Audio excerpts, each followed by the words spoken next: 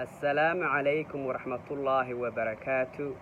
waxaan jeclaystay inaan shacabka Soomaaliyeed uga tacsiyadeeyo lana wadaago xanuunka iyo murugada uu sababay qaraxii foosha xumaa ee ka dhacay magaalada Kismaayo.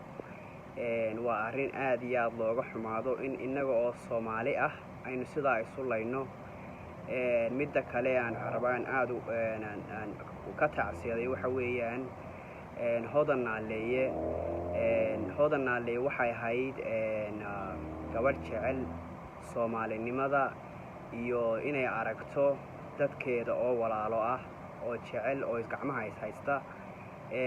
insha Allah waxaynu u baahanahay inaynu ka dhabayno arrintii ay hodan jeclayd oo aynu ku xasuusano hodan walaaltinimo Soomaali jacayl iyo inay dalkeena oo aynu hagaajino aynu mataqaanaa nabadda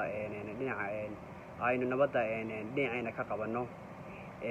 insha Allah arrintana waxay u baahan tahay in lagu sameeyo baaritaan ka madax bannaan maamulada meesha ka jira bal si loo ogaado oo loo hubiyo inay arrintu ahayd arrin inside job iyo inay ahayd arrin kale. marka insha Allah shacabka Soomaaliyeed waxaan uga tacsiyadanayaa arrinta inna lillahi wa inna ilayhi raaji'uun.